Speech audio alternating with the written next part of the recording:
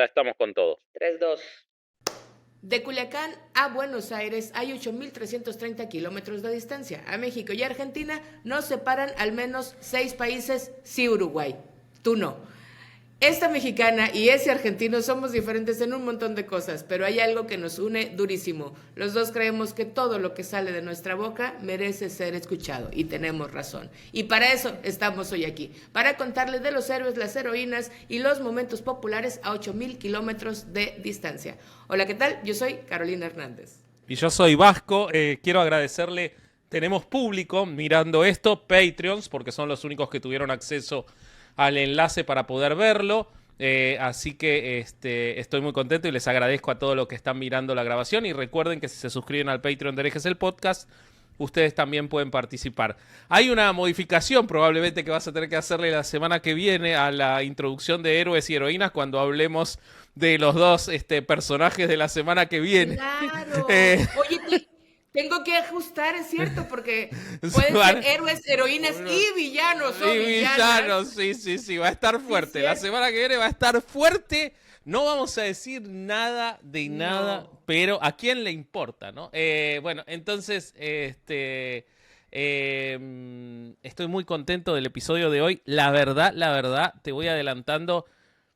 La persona de la que vamos a hablar es, de la que voy a hablar yo, ha sido muy importante en mi crecimiento, en mi infancia y también en la de mis hijos, y sé que en la de mi madre, o sea que es una cosa muy potente esta, y aparte una historia que creo que alguna vez ya te hice casi llorar con una poesía de ella, así que vamos a ver qué pasa. Seguramente, sí, ya me acuerdo cuál. De hecho, es muy emotivo porque justo mi personaje removió muchos recuerdos. Sí lloré poquito, vengo particularmente sensible porque vengo de una gira de muchos días fuera de casa, entonces estaba ya emocionalmente un poco quebradilla, ya necesitaba mucho mi casa, mi espacio, mis seres, entonces hay un contexto que tiene que ver con mi fragilidad emocional, pero cuando lo estaba escribiendo desde ayer y ahora que le di una revisada, sí removió algunas puntas. Ok, qué lindo, me gusta.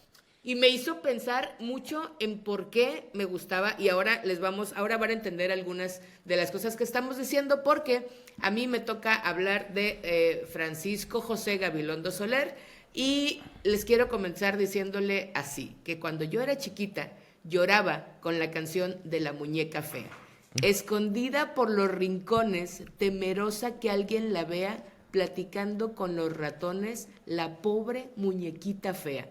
¿Cómo no te va a romper el corazón esa pobre muñeca platicando y escondida por los rincones? La canción es de 1958 y cuenta la historia de una muñeca rota que fue abandonada en un rincón de la casa. Tenía todo un tono lúgubre y sombrío. Un bracito ya se le rompió, su carita está llena de hollín y al sentirse olvidada lloró lagrimitas de aserrín. Es una canción dolorosísima en ese contexto. Cuando uno lo entiende, quizá de niña no sabía específicamente. De hecho, yo entendí lo que era hollín mucho tiempo después, no sabía ni cómo se escribía. Pero ni la muñeca, ni yo, ni nadie que escuchara la canción sabía exactamente por qué terminó ahí, abandonada en la oscuridad. Lo único cierto es que nunca volvería a donde perteneció, y eso no podía romperme más el corazón. Para mí, a mis pocos años de edad, no había nada más desolador que eso. La canción es de Francisco José Gabilondo Soler, mejor conocido como Cricri, el grillito cantor, un hombre inquieto que siempre tuvo la música por dentro. Nació en Orizaba, Veracruz, el 6 de octubre de 1907. Su padre era un vasco, pero otro vasco, un vasco llamado Tiburcio Gabilondo. Era un tenedor de libros de la cervecería local. Acabo de descubrir que tenedor de libros es el encargado de registrar y verificar las transacciones financieras de una empresa. Bueno, eso era Tiburcio, y también era hijo de Emilia Soler, quien a su vez era hija de un coronel catalán, o sea, traía mucha sangre española. La música también la traía de familia. Su padre tocaba el violín y su madre y su abuela el piano. Sus padres se separaron cuando él era muy pequeño, y su madre los abandonó para marchar a la capital, donde, escuchen con atención, construyó una nueva familia. Wow. Sí, ¿cómo de que no? Se fue dijo, bueno, con permiso, aquí te dejo a mis plebes y yo ya me voy. Los dejó con su abuela materna, es decir, con la mamá de ella, los dejó. Los pequeños Francisco, José, Eva y Jorge se fueron a vivir con la abuela materna, Emilia Fernández, quien, aunque era veracruzana, también era descendiente de un padre andaluz y tuvo gran influencia en Francisco José y en sus creaciones. El pequeño Francisco José mostró siempre mucho interés por aprender y por estudiar, pero no en la escuela. A él lo que le gustaba era el campo, el bosque, la naturaleza, escuchar los ruidos y crearse historias fantásticas alrededor de lo que pasaba. Era muy aficionado a los idiomas y al origen de las palabras. Le intrigaba saber por qué las cosas se llamaban como se llamaban, pero también cómo podía comunicarse entre sí todo lo que no era humano. Es decir, pensaba, el agua platica con otros animales, el viento nos cuenta cosas, ¿qué se cuentan las hormigas cuando se encuentran? Las narraciones de su abuela y su poder de observación le confirieron una peculiar sensibilidad. Su abuela, además, le leía las fábulas de Esopo, las historias de Julio Verne y los cuentos de Emilio Salgari, Hans Christian Andersen y los hermanos Grimm. También, Francisco José era buen deportista. A los 14 años fue campeón de natación y a los 15 años ganó los guantes de oro en la categoría welter del box. Luego vinieron las tragedias. Su hermano Jorge murió cuando tenía 5 años, Jorge, y luego Eva murió cuando tenía 19 años. Y cuando él, Francisco José, tenía 16, murió su abuela. Esta situación lo marcó profundamente. De hecho, su abuela está presente en muchas de las canciones que compondría posteriormente. A partir de la muerte de su abuela, Francisco José quedó prácticamente solo en el mundo. A los 17 años se embarcó en una aventura para irse a Nueva Orleans, a donde buscaría estudiar linotipia, la carrera del futuro que te decía yo en ese entonces. La inteligencia artificial de ese momento, la linotipia. Es correcto. Sí. Fíjate cómo él ya era un visionario. Él dijo, esto se va a poner de modísima, allá voy. Y entonces se fue a Nueva Orleans solillo, ahí con lo que pudo, a estudiar eso. Sus biógrafos coinciden en que la estancia en esa ciudad de Nueva Orleans, que todos sabemos es la cuna del jazz, influyó muy fuerte en sus gustos y en su carrera musical, pues entre sus composiciones iniciales, este género, el jazz, era uno de sus favoritos. Cuando tenía 19 años decidió aprender música un poco más en forma. Ya estaba de regreso en México y había regresado a Orizaba. Ahí le pidió permiso a los de la pianola de los baños públicos para que le dejaran ver cómo accionaban el mecanismo. Él se fijaba cómo bajaban y subían las teclas y ponía los dedos en el lugar en donde bajaban y subían las teclas hasta que a fuerza de practicar aprendió a dominar el teclado y se convirtió en pianista. Así aprendió a tocar el piano. Era muy fuerte porque él decía, yo quiero tocar en los baños públicos y era un problemón. Había ciertos conflictos ahí de comunicación, sí, lo cual debió influir en muchas de sus canciones también, pero tiene canciones muy, ¿cómo te explico? Entonces, a lo mejor por ahí había algo de eso. Pero Francisco José fue sin duda un creador fecundo y atento a las diversas referencias musicales. El tipo era bien avispado y estaba muy al tiro con lo que sonaba y con lo que se escuchaba y con lo que le gustaba a la gente. Ya para inicios de la década de los 30, componía boleros, tangos, danzones, rumbas y hasta foxtrot. El 15 de octubre de 1934, cuando el reloj marcaba las 7 de la tarde, se escuchó por primera vez a través de la magia de la radio una voz singular que decía, ¿quién es ese que anda ahí? Es Cricri, es Cricri. ¿Y quién es ese señor? El Grillito Cantor. Ese fue su primer programa al aire en la XEW. Había sido invitado por Emilio Azcárraga Vidaurreta, o sea, el abuelo del Emilio Azcárraga que conocemos. Es papá de Emilio Azcárraga Milmo. Pero, pues bueno, ya era toda una industria la XEW. Estamos hablando del 34, era una industria muy grande, pero el país, estábamos entre que salíamos de la revolución, entre que Lázaro Cárdenas apenas está hablando de petróleo, es decir, era un contexto bastante particular. Pero ahí Francisco José se hizo acompañar por un violinista que empezó a sonar las notas de su violín y ese era como la canción típica que entraba y a Francisco le pareció que el sonido era como el de un grillo y además se veía a sí mismo como ese grillito que cantaba y componía las canciones. Por eso salió ese seudónimo de Cricri, el Grillito Cantor. Su primera canción que tocó ahí fue El Chorrito, una canción que nació de sus recuerdos de la infancia y de la fuente que tenían en la casa de su abuela. Se hacía grandote, se hacía chiquito. Ese día le dieron 15 minutos sin patrocinador, sin publicidad, con poca paga, estaba a prueba, no parecía tener éxito, pero fue el inicio de un programa de radio que se mantuvo al aire durante casi 27 años, a pesar de que Francisco José creía que solo duraría unas semanas. Para los 15 días que había salido el programa, Cricri, el grillito cantor, ya era patrocinado por la Lotería Nacional. Para entonces, en esas fechas, ni compositores, ni editores, ni nadie, ni cineastas, ni radiodifusores, ni nadie, había tenido la astucia, la inteligencia, para hablarle a los niños. No habían visto a los niños como un público que fuera un público cautivo que podría funcionar. No había Tatianas en ese entonces, nadie le cantaba a los plebes. Además, además de la música, Francisco José también tuvo muchas otras aficiones, y cuando digo muchas no estoy exagerando. Le gustaba la astronomía, le gustaban las matemáticas, la navegación y, por supuesto, como ya escuchamos, los deportes. Trabajó como calculista en el Observatorio de Tacubaya, en la Ciudad de México, y además construyó su propio observatorio, mismo que después lo donó a la Sociedad Astronómica, de la que era miembro honorario. Después de un tiempo, su espíritu aventurero lo orilló a dejar este programa que tenía y a viajar por Sudamérica. Fue a la Patagonia, fue a Argentina, viajó y buscaba empaparse de otras pasiones, de otras cosas y de otras historias de la naturaleza. Siempre le gustó mucho el mar, y entonces, como además era astrónomo, porque astrólogo no, se ponía a ver el cielo y a disfrutar de su libertad. Consideraba que ver a un astro a través de un telescopio era todo un espectáculo.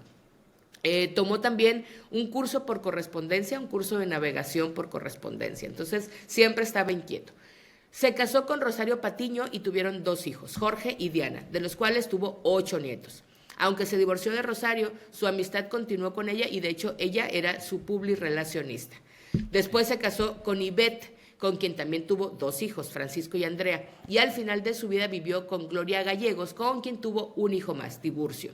Formó un grupo de jazz y luego empezó a componer canciones románticas y también picarescas que se entonaban en las carpas y en los cabarets.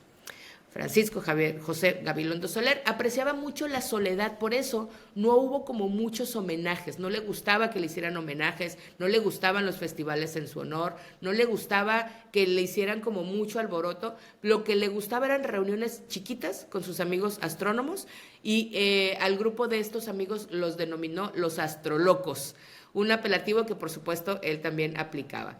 Decía que mucha gente pensaba que la astronomía consistía en estar viendo para arriba, y aseguraba que eso era falso. Citaba una frase escrita en la entrada de la escuela de Platón, en la antigua Grecia, que dice: no entre quien ignore la música y la astronomía. Y Francisco José le gustaba tanto la música como la astronomía.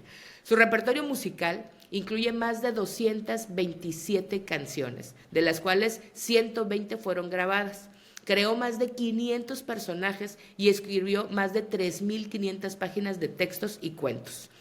Es evidente que ahora, en estos tiempos, con las reflexiones de nuestros contextos, con la conciencia social, con todo lo que estamos ahora aprendiendo y entendiendo y olvidando y desaprendiendo, muchas de sus canciones, ciertamente, cuando las escuchamos, las letras pueden ser racistas, clasistas, machistas, crueles, xenófobas, incluso algunas son violentas y refuerzan algunos estereotipos.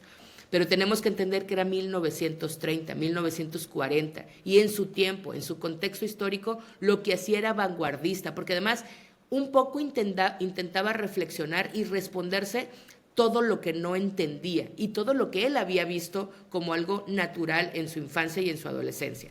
Una de sus canciones que más ha sido cuestionada últimamente es la del Negrito Sandía, que es un niño muy grosero, pero a quien van a educar a punta de garrotazos. Le van a dar garrotazos su tía, que también es afromexicana, porque además, acuérdense que él es de Veracruz, y en Veracruz hay mucho afromexicano. Es racista, sí, la canción es cruel, pero era 1940. Y en Veracruz la presencia de las y los afromexicanos siempre fue invisibilizada, de hecho, todavía sigue siendo muy invisibilizada. Hay otra canción que se llama La Negrita Cucurumbé, y ella que por supuesto me cantaban cuando era chiquita, Y ella no quiere ser negra, ella quiere ser blanca como la espuma del mar. Y de repente un pez con bombín se acerca y le dice, pero válgame señor, pues ¿qué no ves? Que así negrita, estás bonita, negrita cucurumbea. Y ahí es donde lloré porque dije, no mames, sí me acuerdo de esas canciones que me cantaban mis tíos y cómo era importante esta visibilización de algunas cosas. Era como, si eres negrita, pero eres bonita, ¿no? Francisco José trataba de hacer con sus herramientas emocionales y con lo que tenía un poco la reflexión. Claro. Porque le cantaba a este racismo estructural, pero también había intentos de decir, híjole, pero creo que esto no está mal, no está bien, ¿no? Luego, y también Cricri le cantó a muchas otras cosas. Cantó sobre desigualdades sociales, cantó de la importancia de estudiar, cantó sobre el respeto a los mayores, a comer sano, la importancia de comer sano, la importancia de portarse bien, porque a los que se portan mal se los lleva el tlacuache. Chamacos malcriados, miedosos que vendan y niños que acostumbren dar chillidos o gritar, cambio, vendo y compro por igual. Era de terror que viniera el tlacuache y que te llevara en su costal porque te estabas portando mal. Hay una anécdota que dice que Walt Disney estaba interesado en los personajes de Gabilondo Soler, en especial en el grillito Cricri. Dicen que intentó comprárselo para incorporarlo a la película Pinocho, al original Pinocho, y que al final, como declinó la oferta, construyó Walt Disney a Pepe Grillo, pero que está basado en la idea de Cricri. Y Francisco José le dijo que no le iba a vender a Cricri porque era patrimonio de los y las niñas mexicanas. O sea, le dijo que no a Disney. Pero, y si nos ponemos a reflexionar, muchos años después, Pixar hizo algo con Toy Story, que si te fijas bien, no se ve tan lejos de esa idea de juguetes abandonados por los rincones, temerosos que alguien los vea. Cricri tenía canciones para todo y eran el reflejo de los tiempos que vivía, de sus recuerdos e incluso de sus heridas. Esa muñeca arrumbada también era él abandonado por su madre. Muñequita, le dijo el ratón, ya no llores, tontita, no tienes razón. Tus amigos no son los del mundo porque te olvidaron en este rincón. Nosotros no somos así. Y entonces le empieza a contar que el ratón, que ahí sí la quieren. ¿Cómo no va a ser esa la canción de un niño roto y abandonado por su madre? Y aparte tenemos Di por qué, di mi abuelita, que es evidente que muestra el amor que tenía esa mujer que también tuvo que lidiar con sus propios dolores. Recordemos que esa abuela es la mamá de Francisco José, es decir, es la mamá de la mujer que se fue y abandonó a su familia e hizo otra familia. También a ella la abandonaron. Y en la canción de Abuelita, dime por qué, hay una parte que dice, di por qué frente al ropero, donde hay tantos retratos, di por qué lloras a ratos, ves como si voy a llorar, lloras a ratos, dime abuelita por qué. La canción de la abuelita es toda una oda a las emociones y a cómo vemos de niños a nuestras abuelas. ¿Por qué no tienes dientes? ¿Por qué no brincas en la cama? ¿Por qué no juegas conmigo? Francisco José Gabilondo Soler murió el 14 de diciembre de 1990 en su casa de Texcoco a causa de una falla del corazón. En 2007 se inauguró un museo que lleva su nombre, en el cual se exhiben objetos personales y algunas partituras, personajes de sus canciones y otros textos. Y es importante este lugar porque hay un club de los olvidados del rincón, el recogedor, la escoba, el sacudidor, el ratón, la araña, el viejo Beliz, todos los que no encajamos, que no lo olvidan. Y acuérdense que si algún día, y voy a llorar otra vez, es que neta la muñeca fea era muy triste, que algún día sienten que son esa muñeca fea, también yo te quiero y te quiero feliz. Esa es Francisco José Gabilondo. Muy lindo. Basta ya, deténme. Muy linda historia, muy linda historia. Cuando dijiste al principio lo de yo conozco las canciones porque cuando Pedrito tenía meses, uno de los primeros regalos que le hizo mi suegro fueron una cajita con 4 CDs de Cricri, que todavía andan dando vuelta, obviamente después con Spotify y todo fue reemplazado, pero mis chicos siguen conociendo a Cricri, obviamente con una madre mexicana. Cuando dijiste lo de la muñequita, lo primero que pensé fue en Toy Story, había tenido que esperar todos esos años para tener justicia, te iba a decir, pero bueno, hiciste la reflexión vos. Con respecto a lo de Cricri y Disney, es raro, o sea, no tengo duda de que haya pasado, creo que aparte está documentado. Me suena raro lo de Pinocho, porque si no estoy mal, Pinocho es del 43, era como demasiado pronto, pero podría ser, pero sin duda que lo haya comprado, no tengo duda, porque aparte viajó por Latinoamérica enviado por Rockefeller Walt Disney para conocer a los creadores. De hecho, en la Argentina nadie nos saca el mito, por más que ya se comprobó que es falso, de que Bambi está inspirado en los animales de la Patagonia, ¿no? O sea, nadie nos saca ese mito, pese a que se sabe que es mentira, así que está buenísimo. Una sola corrección te tengo que hacer, muy grave, que si se vuelve a repetir, yo lamentablemente no puedo hacer más 8MKM, que es que dijiste que el padre... a Bobby. El padre era vasco, la madre catalana, y tuviste el descaro de decir tenía mucha sangre española. No tenía nada de sangre española. Tenía de vasco y de catalana. De español no tenía nada. Te pido por favor. Pleito, no me voy a subir. A mí todo lo que esté al otro lado del mundo en esa...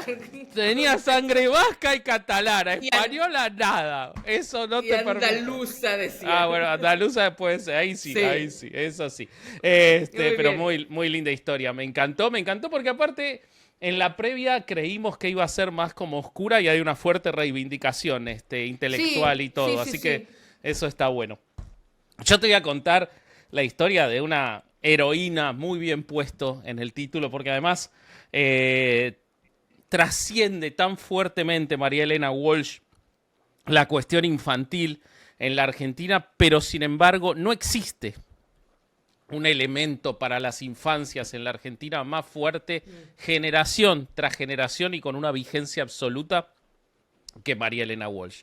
Mi mamá y mi papá escucharon las canciones de María Elena cuando eran chicos. Por supuesto que me les hicieron escuchar a mí con muchísimo placer y a los 6 meses en un viaje que hicimos cuando teníamos solo a Pedrito, un viaje de casi 10 horas en coche al norte argentino, la única forma de que Pedro no llorara después del hartazgo de tantas horas era escuchando La Tortuga Manuelita una y otra vez. Música que seguimos escuchando hasta hoy en mi casa con mucho placer. Hay lugares que no aparecen en los mapas, reinos del revés, países del no me acuerdo, tierras sin fronteras, sin ejército, sin moneda, pero que existen. Viven en el lenguaje, en los juegos y en los cuentos que sobreviven a los adultos. María Elena Walsh creó uno tan rico que ya 4 generaciones de chicos sudamericanos quieren vivir en él. Ahora bien, la conocen millones, pero pocos la conocen de verdad. Porque la señora que hablaba de reyes y zanahorias, que rimaba con sapos y cebollas, también escribió contra la dictadura, amó a otra mujer en los años del silencio, burló al poder con versos y defendió la infancia como un territorio sagrado. Nació el 1 de febrero de 1930 en Ramos Mejía, provincia de Buenos Aires, hija de María Juana Rojas y Enrique Walsh. Fue la menor de 5 hermanos. Su padre, descendiente de irlandeses, era empleado del Ferrocarril del Oeste y un autodidacta encantador, amante de la música, la literatura inglesa y los jardines. Su madre, por otra parte, hija de andaluces, era una mujer rígida, de carácter áspero y profundamente católica y exigente. María Elena entonces creció entre 2 idiomas, el inglés de los cuentos que le leía su padre, Lewis Carroll, Lear, Rudyard Kipling, y un español duro y llano de su madre. Fue una niña tímida, precoz, observadora. Pasaba horas sola en el jardín, lo cual se refleja en muchas de sus canciones, con los perros, las plantas, los limoneros y los libros. Leía desde muy chica y desde los 7 años escribía. La imaginación podía ser su refugio y su secreto. A los 5 años, María Elena contrajo una forma severa de osteomielitis. Pasó largos periodos postrada en la cama, enyesada y sin poder moverse. Tuvo que soportar tratamientos dolorosos, visitas a consultorios, médicos que hablaban ignorándola por encima de su cabeza. En un tiempo donde la medicina infantil aún era invasiva y poco empática, María Elena desarrolló una relación íntima y feroz con el dolor físico. Pero la enfermedad no solo la obligó a la inmovilidad, también la separó del mundo. Mientras sus hermanos jugaban, ella estaba quieta, leyendo, escribiendo, imaginando mundos. La experiencia temprana del sufrimiento marcó su sensibilidad y también un especial sentido del humor. En todo ello, su padre era el cómplice de imaginaciones y juegos, pero su madre era el límite que nunca podía cruzar. María Juana era una mujer de normas claras. La vida debía vivirse con decencia, sin alboroto y sin exhibiciones. No entendía la pasión de su hija por la literatura inglesa, ni sus poemas tristes, ni su necesidad de aislarse. No había maltratos, pero sí una distancia emocional muy profunda. A María Elena le dolía no poder hablar con su madre de las cosas que más le importaban, de su tristeza, de sus lecturas, de su vocación, y más adelante de su sexualidad, que fue una fuente de conflicto implícito pero permanente. Cuando su padre murió y ella tenía apenas 14 años, se apagó el único interlocutor afectivo con el que podía hablar libremente. A partir de entonces, María Elena encontró refugio en sus hermanas mayores, en los libros y en su propio mundo interior. En entrevistas posteriores recordaba ese vínculo con un dolor seco, sin rencor, pero sin nostalgia. Mi madre nunca me comprendió del todo, pero tampoco se lo pedí. A los 15 años publicó su primer poema en la revista El Hogar. Era una elegía breve titulada En la noche. Hay un rincón que nadie ve del alma, silencio de latido y de campana. En él se esconde todo lo que duele y lo que sangra, lo que nunca sana. Acababa de morir su padre hacía un año. En 1947, con apenas 17 años, publica su primer libro, Otoño Imperdonable. Una colección de versos desgarrados, influenciados por el surrealismo que la acompañaría toda la vida y que le contagiaría a miles de chicos argentinos y que tal vez puede explicar por qué los argentinos vivimos muchas veces en mundos mágicos y no pegados a la realidad. La melancolía, también muy porteña, y cierta angustia generacional. El libro llegó a manos nada menos que de Pablo Neruda, quien lo leyó con asombro y le escribió una carta personal que decía: «Usted tiene la poesía de una mujer mayor y la intensidad de quien ha visto el mundo por dentro. Me turba pensar que tenga solo 17 años. Hay algo en su tristeza que es profundamente verdadera». Esa carta se convirtió en una credencial literaria, algo que a María Elena la marcó positivamente, pese a que ella nunca buscaba el elogio, pero sí la sirvió para impulsar, para construir y para poner belleza donde había opacidad. En 1949, con apenas 19 años, ocurrió algo que marcaría su vida personal y de relaciones. María Elena conoció a Leda Valladares, una tucumana. Lo mucho que aparece Tucumán en 8M es impresionante. ¡Qué bárbaro! Una tucumana 16 años más grande que ella, poetisa, cantante y musicóloga. Se desarrolló un amor íntimo que duró años. María Elena había terminado su paso por la Escuela de Bellas Artes, se había alejado del ambiente literario porteño porque, pese a lo que había ocurrido en los 20s y los 30s, para los 40s ese ambiente ya se hacía profundamente machista y masculino y buscaba otro lenguaje. Conoció a Leda con su voz grave, su mirada aguda y su porte andino, y Valladares no solo le abrió la puerta al mundo sonoro, sino que le dio un lugar de libertad afectiva y emocional que ella no había tenido hasta ese momento. Aunque jamás lo dirían en voz alta, ni siquiera muchos de sus amigos cercanos fueron pareja durante años. Compartían la casa, el trabajo, las decisiones, dormían en la misma habitación, viajaban juntas y se llamaban con apodos íntimos. Para la época, ese lazo, por supuesto, no tenía un nombre, pero estaba presente en cada gesto. Ambas sabían que el camino que tomaban era difícil. Una era una poetisa frágil y porteña, la otra era una cantante visiblemente lesbiana para la época, con todo lo que significaba eso en esa época, en círculos restringidos, decidida y valiente. Crearon una sociedad no solo personal, sino creativa en la resistencia. En 1952, gracias a una beca del gobierno francés, María Elena viaja a París, donde Leda ya estaba instalada. El viaje fue una fuga, por supuesto, de la represión social de una Argentina peronista posterior a la muerte de Eva, donde la cercanía con el catolicismo y con los grupos conservadores por el peronismo y también por el antiperonismo era cada vez mayor. Allí comenzaron a presentarse como Leda y María, un dúo muy único. Una era recopiladora y poetisa, cantante ancestral, y la otra una compositora experimental. María Elena empezó a cantar y cantaba muy bonito. De hecho, las canciones de María Elena Walsh están cantadas por María Elena Walsh, al igual que las de Cricri, y son más hermosas que cualquier versión que uno pueda buscar, pese a que no tenía una formación en ese campo.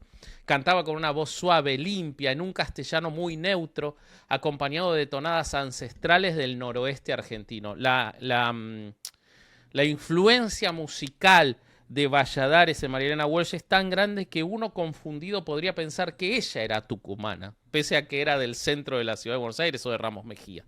Tuvieron una gran recepción en el círculo de intelectuales franceses, grabaron un disco con el sello Le Chant du Monde que se llamaba Chants d'Argentine o Cantantes de Argentina, y fue la primera vez que un registro de folclore argentino tradicional circulaba fuera del país. Bueno, en el 56 regresan a la Argentina, vuelven más visibles, más reconocidas, pero también vuelven a un país más cerrado. Se acababa de dar el golpe militar que había derrocado a Perón, y quien gobernaba era una asociación cívico-militar religiosa muy, muy conservadora y asesina. También tuvieron que forzarse a una rigidez que se le impuso por parte del país. El país entraba en un ciclo de inestabilidad, y aunque ella no era militante partidaria, nunca lo fue hasta su muerte, sentía que el lenguaje oficial, político, periodístico, el lenguaje adulto era cada vez más opaco, más solemne y más hipócrita. Al mismo tiempo, la relación amorosa entre ella y Leda se iba rompiendo para transformarse en una profunda sociedad artística. ¿Qué hizo María Elena Walsh cuando vio que el lenguaje de los adultos ya no la satisfacía, ya no la completaba?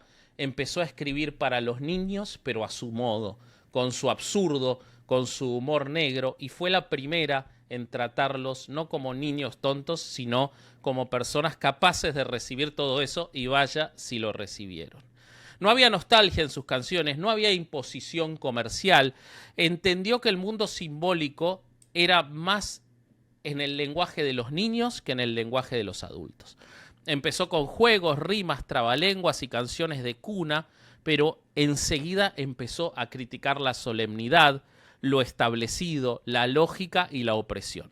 Comenzó a publicar y cantar estas canciones que eran para los niños, pero no en un sentido tradicional. No había que obedecer en sus canciones, no había que irse a dormir en sus canciones, no había que comer la sopa en sus canciones, había que conocer mundos del revés y países del no me acuerdo, vacas estudiosas y tortugas que se iban a hacer cirugías a Francia.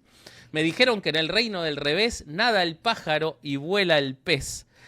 Así empieza una de las canciones más maravillosas de María Elena Walsh, que ha permitido a muchos niños y adultos replantearse cómo funcionan las cosas. En el país del no me acuerdo, doy 3 pasitos y me pierdo.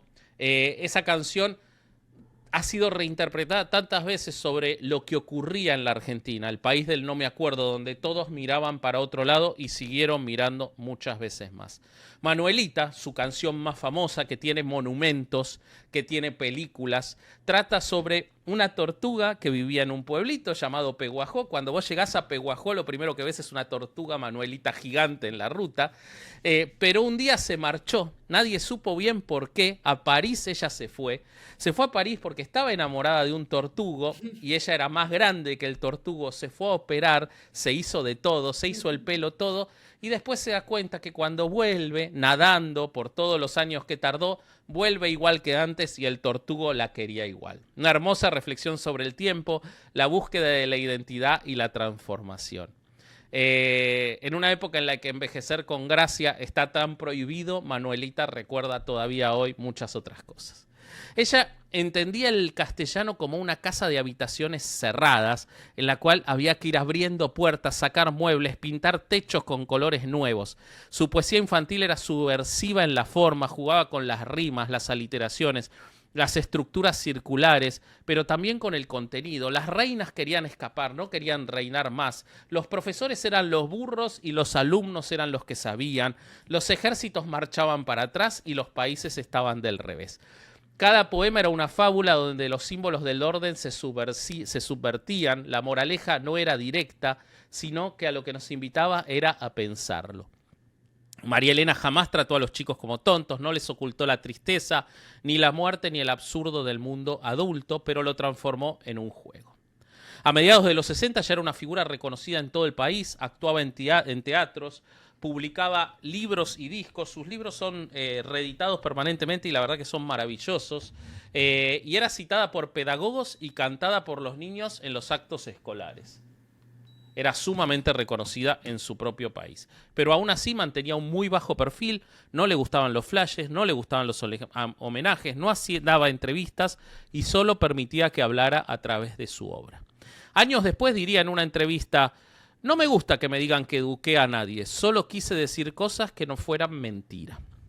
En los años 70 sale la mayor tristeza y también la María Elena más profunda. Desapariciones, censura, la poesía, el teatro y la canción eran blancos sospechosos, las palabras se revisaban, los libros eran tachados y los artistas tenían que exiliarse o callar. María Elena, sin embargo, decidió no callar. Lo hizo como siempre, con ironía, con precisión y con claridad, y sobre todo desde un lugar que dominaba como casi nadie, que era el lenguaje. Allí escribió lo que para mí es su himno más maravilloso, que es Como la cigarra, y que lo voy a leer. Lo leí una vez en un sin libros y Caro lloró, así que vamos a ver qué pasa ahora. Esta canción está escrita en 1972 y nos permite entender cómo, pese a que la Argentina solo se habla muchas veces de las desapariciones, a partir del 76 todos los gobiernos militares mataron, desaparecieron e hicieron de este país sufrir y sangrar. Y ella escribió, a ver si aguanto yo. Tantas veces me mataron, tantas veces me morí. Sin embargo, estoy aquí resucitando. Gracias doy a la desgracia y a la mano con puñal, porque me trató tan mal, que me mató tan mal y seguí cantando. Cantando al sol como la cigarra, después de un año bajo la tierra, igual que sobreviviente que vuelve de la guerra. Tantas veces me borraron, tantas desaparecí, y a mi propio entierro fui sola y llorando. Hice un nudo en el pañuelo, como años después harían las madres de Plaza de Mayo, pero me olvidé después que no era la única vez y seguí cantando. Durante el gobierno, sigue la canción, pero voy a cortar porque si no, durante el gobierno de Isabel Perón y luego con el proceso iniciado en el 76, muchas de sus canciones fueron sacadas de circulación. No hubo edictos explícitos, salvo puntualmente con alguna canción, pero sí llamados editoriales, presiones a las radios, actos escolares en los que se indicaba que no se podía cantar a María Elena Walsh. Algunas autoridades decían que sus canciones confundían a los niños o que atentaban contra el respeto al orden. El tuit del mono liso, saben lo que hizo, el famoso mono liso, a la orilla de una zanja cazó viva una naranja, qué coraje, qué valor. Aunque se olvidó el cuchillo y la cazó con tenedor, esa canción lo que habla es del mono que caza una naranja, pero en lugar de cortarla y matarla, trata de devolverla a su lugar. Fue incluida en una lista negra de unos 150 temas confeccionada por los militares. La cigarra y Gilito de Barrio Norte fueron censurados en la dictadura.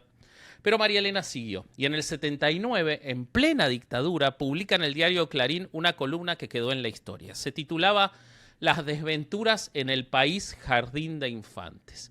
Allí denunciaba la censura, el autoritarismo, el absurdo de la represión cultural y la infantilización del discurso político. ¿Por qué nos tratan como niños? ¿Por qué hay palabras que no se pueden decir, preguntas que no se pueden hacer, canciones que no se pueden cantar? Usó la metáfora de un país jardín de infantes para mostrar cómo los adultos eran tratados como criaturas incapaces. Un país donde no se discutía, donde todo era orden, autoridad, obediencia y donde los grandes no tienen permiso para pensar. La columna fue un acto de valentía absoluta, pese a que no había nombres ni denuncias abiertas, todo el país entendió de qué hablaba María Elena Walsh. El texto circuló de mano en mano, fue leído en voz baja y citado por intelectuales, docentes y artistas. La poeta de los chicos había hecho el gesto más adulto posible, hablar claro en medio del miedo. Nunca militó en un partido político ni adhirió a una ideología, su compromiso era con la libertad, con la palabra, con el pensamiento crítico. Por eso molestó tanto a los militares, porque no podían ajustarla a ninguna oposición.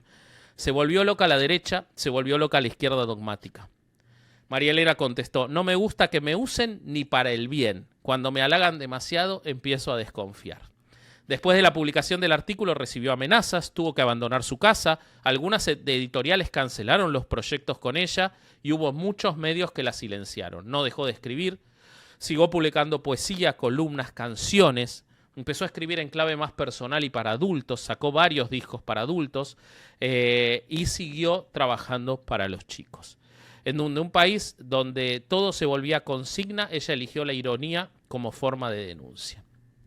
Vuelve la democracia en el 83 y María Elena Walsh es recibida como la voz de la moralidad, como una referencia cultural transversal. Había resistido a la censura sin estridencia, había hablado sin gritar, había dicho sin acusar y había seguido adelante. Su figura ocupó un lugar distinto, el de la mujer que había dicho la verdad sin dejar de rimar. En 1985, Raúl Alfonsín la nombra miembro de la Comisión Nacional sobre los Derechos del Niño y luego presidenta de la Comisión Cultural del Consejo del Niño. Recibe el premio Conex de Platino, los premios más importantes de la Argentina, el Gran Premio de la Sociedad Argentina de Escritores, la Orden de Caballero de las Artes y Letras de Francia y varios doctorados honoris causa. Es homenajeada en vida en todos los géneros. A mí me tocó ver, yo debía tener unos 20 años y mis papás, fanáticos de María Elena Walsh, me invitaron a una obra de teatro para adultos en clave de cabaret, en clave de tipo el Folies Bergère, con canciones de María Elena Walsh, que era maravillosa, porque todos querían homenajearla. Charly García, Mercedes Sosa, Juan Gelman, León Gieco. Ella, sin embargo, no participaba. Desconfiaba de la solemnidad, prefería reírse de los discursos, esquivar los honores y volver a su jardín, a su biblioteca y a sus cuadernos. Durante sus últimos años vivió una relación muy hermosa y muy transparente con Sara Facio, una reconocida fotógrafa argentina, intelectual y quien antes había sido su amiga por décadas. Vivieron juntas, compartían sus viajes, sus rutinas y sus silencios. Nunca hicieron pública su relación en términos ni políticos ni militantes, pero jamás se la ocultaron a nadie. Eran simplemente dos mujeres mayores que se amaban en paz. María Elena al respecto dijo alguna vez: no creo en la obligación de contar lo íntimo para demostrar valentía. Lo que importa es vivirlo con naturalidad. En la década del 90 el cuerpo le empezó a pasar factura. El cáncer la visitó 2 veces, cáncer de piel y cáncer en los huesos. Fue operada, fue irradiada, fue medicada, jamás perdió el humor, jamás dejó de escribir, jamás dejó de publicar columnas en los diarios, siguió supervisando las reediciones de sus libros, pero tuvo que dejar de cantar. Lo cual no evitó que su voz siguiera más presente que nunca. En las fines de los 90 se hicieron una película sobre Manuelita, muchas obras de teatro. Día tras día se pueden volver a ver en teatros distintas obras que ella siempre permitió que ocurriera con personas que cantaban sus canciones siempre para los chicos. El 10 de enero de 2011, a los 80 años, así silenciosa como había sido su vida privada, se fue. Murió en su casa, rodeada de los suyos, sin prensa ni shows. Sus restos fueron velados en el Salón de los Pasos Perdidos del Congreso de la Nación, donde la lloraron maestras, actores, actrices, músicos, presidentes, militantes y muchos lectores. María Elena no dejó una escuela, dejó una atmósfera, una forma de pensar el lenguaje, una ética de la imaginación, una ternura sin condescendencia y una inteligencia sin crueldad. En una tierra donde tantos artistas necesitaron alzar la voz y escandalizar, María Elena eligió otro camino, el de la inteligencia paciente, el del humor que desarma y el de la rima que parece inocente hasta que uno la vuelve a leer. Nunca quiso ser un símbolo y sin embargo se convirtió en uno, no por el volumen de su voz, sino por la claridad de lo que decía. Esa fue María Elena Walsh y casi lloro yo. ¡Qué barbaridad! ¡Qué emotivo programa! Me gustó, me regustó, me regustó. Pero te fijas cómo nos revuelve lo más profundo y lo más emocional de nuestras existencias. Sí, totalmente. De hecho, en el tono en el que lo contamos los dos, tanto yo cuando hablo de Criqui como tú de Marilena, hasta en la narrativa, entre la forma de contarlo, nos pone más sutiles, nos pone más emotivos, nos pone, sí. La neta, justo es esta parte de los niños interiores, de las infancias, de ser niño, de ser niño. Yo creo que el que te condiciona favorablemente y te influencia en la infancia lo traes para siempre. O sea, ese niño interno, como dice el Pelado Cordera, ¿no? Que llevo a mi niño dentro. El niño interno está siempre ahí esperando recordarnos esa época de la cual no tenemos tanto recuerdo consciente, pero que sin embargo es tan importante, y creo que quien fue tan bueno para nosotros de chico lo agradecemos siempre, y creo que eso pasa con estas figuras, ¿no? Claro, porque además, obviamente la música es la conexión directa a los recuerdos, justo eso. Hay recuerdos que no tenemos claro y la mente, además, ya todos sabemos, inventa recuerdos para llenar huecos, pero con la música no existe. Es decir, por eso cuando yo estuve viendo las canciones y escribiendo, me reconectaba el momento de la música con algo que parecía que lo tenía olvidado, ¿no? Entonces, me gustó mucho, me pareció muy emotivo, me pareció muy personal. Y también muchísimas cosas en común en sí. Los dos y en nuestro común. O sea, solo ellos, pero además lo que influenciaron en nuestras vidas. Sí, dos madres que no influenciaron, ¿viste? ¿No habrá algo Exacto. de esa búsqueda, ¿no? De ser, no sé, esa búsqueda de los niños, ¿no? De recubrir a los niños de cierta forma intelectualmente por una carencia. Creo que algo de eso une a los dos, perdón, además de la época y todo. Pero bueno, me encantó este programa. Sí. Espero que le haya... Acá dicen, se vale llorar, dicen en el chat. ¿Cómo? ¿No era de Chabelo? ¿Qué? ¿Chabelo cantaba Manuelita? No, cantaba la del mundo al revés. Ah, El Reino del Revés la cantaba Chabelo. Mira, El Reino no, del revés la cantaba es de la Chabelo. gran... Los invito, por favor, por supuesto, a escuchar a Cricri, pero pongan las canciones de María Elena Walsh. Son unas letras maravillosas y ella cantaba hermoso, hermoso. Así que el absurdo era algo muy lindo. En el norte argentino, no me quiero extender, pero en el norte argentino hay un tipo de música folclórica que es el gato. Y entonces hay una canción en la cual un grupo de gatos, pero del animal, escuchan que hay un concurso para gatos en Tucumán y se van de viaje al concurso para gatos y por supuesto les va muy mal por esa confusión del concurso para gatos, pero lo que hace es que los ratones estén felices porque se fueron los gatos. Esa canción hay un montón, un montón. Es que toda las capas que hay de interpretación, y a mí justo eso también me gustó un montón, como cuando las escuchamos, y yo lo pongo con La Muñeca Fea, cuando la escuchamos no teníamos el entendimiento de lo que estaba generando y por qué, pero Sí. en la adultez, cuando las vuelves a escuchar, dices, claro, por eso me rompe, por eso me duele, y con lo de María Elena es igual, entonces, Sí, totalmente. muy que hermoso. Qué bueno, gracias a los Patreons que nos acompañaron. Recuerden suscribirse a Patreon, que nos ayudan un montón. Nada nos ayuda más que eso. Muchas gracias a toda la gente que está escuchando en audio 8MKM, que ya estamos ahí. Estamos 14 entre los podcasts de historia más escuchados de México, así que queremos seguir creciendo. Por supuesto, muchas gracias a la gente que acompaña en video. Récord de público en el primer día para el episodio de Juan Gabriel y Sandro. Así que estamos sumamente agradecidos a ustedes. Recomiéndenlo, pásenle esto, termina esto y se lo pasan a alguien. Dice, ¿por qué no escuchás 8MKM? Hagan ese ejercicio, por favor. Sí. Recomiéndenlo, bueno, si les gusta, recomiéndenlo con sus amigos, si no les gusta, recomiéndenlo con sus enemigos, así todos ganamos. Si te cae alguien mal, dile, mira, escucha, está increíble, y hay que se lo flete. Entonces, acuérdense de poner sus comentarios, de suscribirse, de poner like y de especificar esta parte, por favor, es muy importante. Si lo están escuchando en YouTube, si lo están viendo ahí, es importante que su comentario diga que es 8MKM y no herejes ese podcast. Totalmente, ya estoy de acuerdo. Destinado al fracaso, por supuesto, por nuestra arrolladora y la ignominia. Crecimiento y la ignominia. Ignominia, bueno, eso. Pues vámonos, porque tengo muchos caldos que desechar. Me parece muy bien. Y tenés que decir una frase vos terminás. Es correcto, nos vemos pronto cuando completemos de nuevo estos 8,000 kilómetros con nuevas historias que demuestran que en el fondo lloramos igual y no somos tan distintos como pensamos. Nos vemos pronto. Bye. Adiós.